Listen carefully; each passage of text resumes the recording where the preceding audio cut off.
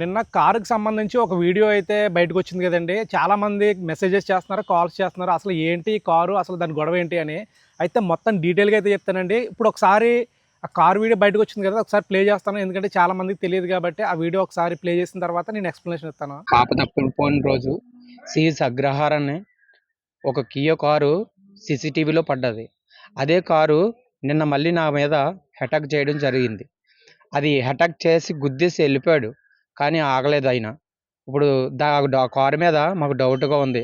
చూశారు కదా వీడియో. ఇప్పుడు మాట్లాడినటువంటి ఆ వ్యక్తి ఎవరంటే, తప్పిపోయిన పాప ఉంది కదా జ్ఞానేశ్వరి, వాళ్ళ అమ్మ భవానీ గారి వాళ్ళ సొంత బాబాయ్ అన్నమాట. ఈయన పాప తప్పిపోయిన దగ్గర నుంచి అంటే 2-3 రోజుల నుంచి కూడా వాళ్ళ ఇంటి దగ్గరే ఉంటున్నారు. ఒక విధంగా చెప్పాలంటే వాళ్ళ ఫ్యామిలీకి సపోర్ట్గా ఉంటున్నారు. అలాగే పాపను కూడా వెతకడానికి అది వెళ్తున్నారు. ఇప్పుడు ఈ ఇన్సిడెంట్ ఏంటంటే ఆయన చెప్పింది, ఈయన నిన్న అనకాపల్లి అంటే మన నర్సీపట్నం నుంచి అనకాపల్లి వెళ్తున్నారనమాట బండి మీద వెళ్ళేటప్పుడు ఒక కార్ అయితే ఆయన గుద్దిందని అంటున్నారు.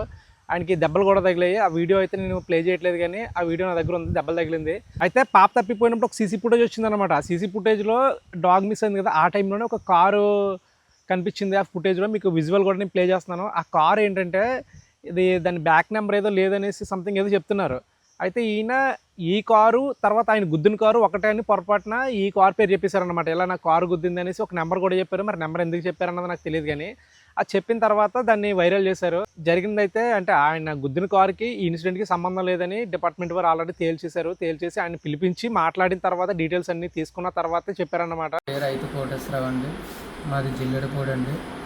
శంకర్ జ్ఞానేశ్వరి వాళ్ళ అమ్మగారికి నేను బాబాయిని అవుతాను. కాంప్లైంట్లు అంటించడానికి నేను అనకాపల్లి వెళ్తున్నాను.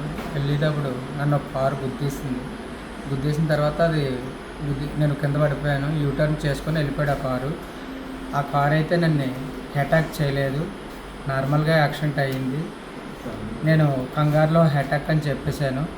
నేను ఇంటికి వచ్చేసి ఇంటి దగ్గర పడుకున్న తర్వాత మీడియా వాళ్ళు వచ్చి అడిగితే కంగారులో వాళ్ళకి కూడా ఇక్కడ సిహెచ్ అగ్రహారంలో చూసిన కారు ఆ కారు ఒకటి కాదు, 2 ఒకటి అనుకొని నేను కంగారులో అలా చెప్పేశానండి. ఇంతేనండి జరిగిందా. నన్ను అయితే అటాక్ చేయలేదు, నార్మల్గా యాక్సిడెంట్ అయ్యింది. సో ఫైనల్గా ఇదండి నిన్న వచ్చినటువంటి కార్ వీడియో. అంటే వాళ్ళ తాతయ్య చెప్పినటువంటి ఏంటి అవాస్తవం. కాకపోతే ఆయన పడిపోయిన మాట నిజమే. అలాగే ఆయన గుద్ది వెళ్ళిపోయిన కార్ నెంబర్ కూడా ఆయన చూడలేదంట.